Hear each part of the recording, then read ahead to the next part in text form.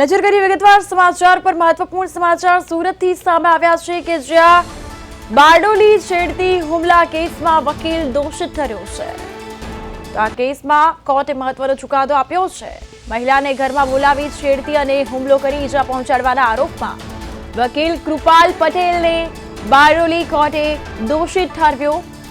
વર્ષ 2011માં બારડોલી પોલીસ સ્ટેશનમાં ફરિયાદ નોંધાયા બાદ પોલીસે ચાર્જશીટ દાખલ કરી હતી, જેના આધારે કેસ ચાલ્યો હતો। 14 વર્ષ બાદ આવેલા ચુકાદામાં કોર્ટે આરોપી સામે આઈપીસી કલમ 326, 324, 354, 342 અને 506 હેઠળ ગુનો સાબિત કર્યો છે।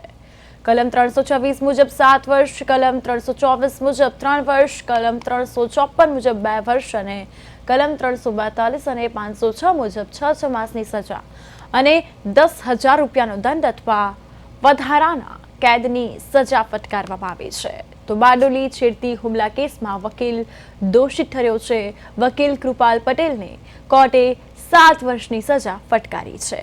2011ની ફરિયાદ બાદ 2025માં ચુકાદો આવ્યો। હુમલો કર્યાનો આરોપ અલગ અલગ કલમ હેઠળ કઠોર સજા ફટકારાઈ છે। આજ રોજ બારડોલીની કોર્ટમાં એક બારડોલીમાં જે કામ કરતા વકીલ શ્રી કૃપાલ બિપિનભાઈ પટેલ ની સામે જે તે વખતે 2012માં એક કેસ દાખલ થયેલો હતો। કેસ એ બાબતનો હતો કે એમના ઘરની સામે રહેતા એક બેનને એમણે કંઈ છેડતી કરવાની કંઈ કોશિશ કરી હતી। તેના સંદર્ભમાં સને 2012માં કેસ થયેલો હતો અને એ કેસમાં આજે બારડોલીના પ્રિન્સિપલ જજ સાહેબ શ્રી M.K. શાહ સાહેબ દ્વારા ચુકાદો આપવામાં આવ્યો છે અને ચુકાદામાં આપણા બારડોલીના વકીલ શ્રી કૃપાલભાઈને સાહેબે 7 વર્ષની સજા કરી છે। મને ન્યાય ઉપર વિશ્વાસ હતો અને જજમેન્ટ જે આવ્યું છે તેનાથી હું સંતોષ છું કે મને ન્યાય મળ્યો છે।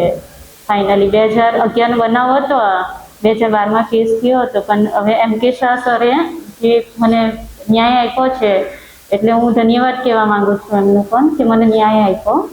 અને ખાસ કરીને સ્વર્ગસ્થ નિકુંજભાઈ વકીલને, એમના પુત્ર કુંજ વકીલને અને જિગીષાબેન મિસ્ત્રીને, એમને પણ મેં મારા તરફથી થેન્ક યુ, આભાર કહેવા માંગુ છું કે અત્યાર સુધીના આટલા લાંબો કેસ ચાલ્યો પણ તો પણ એમણે સાથ ની છોડ્યો, લડત આપી મારી સાથે, મને પ્રોત્સાહન આપ્યું, તે માટે ધન્યવાદ, થેન્ક યુ।